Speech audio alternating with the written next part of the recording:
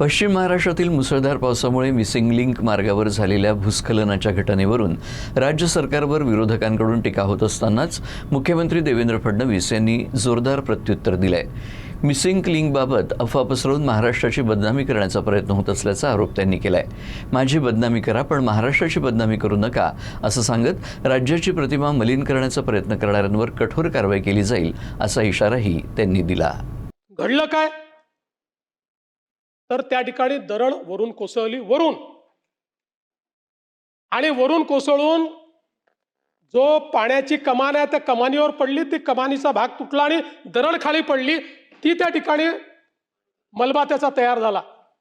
कुठेही cable stayed ब्रिजला crack नाही, कुठल्याही बोगद्याला अडचण नाही।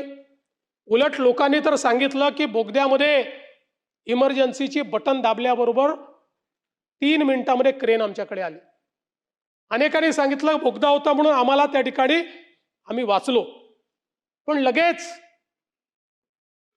पाणी पडतंय आणि असे व्हिज्युअल दाखवणं सुरू केलं की जसं काही कनेक्टिंग लिंकच तुटली।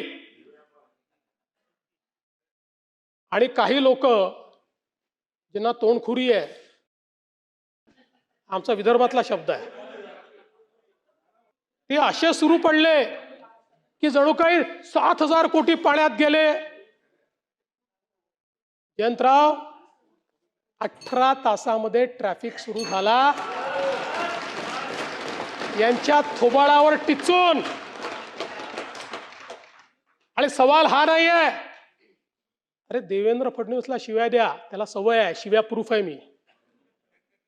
कारण जीवनात एकच गोष्ट शिकलो, आजपासून 10 वर्षांनी हे शिव्या देणारे दिसणार नाही, पण ती कनेक्टिंग लिंक असेल आणि देवेंद्र फडणवीसचं आणि एकनाथ शिंदेचं नाव असेल।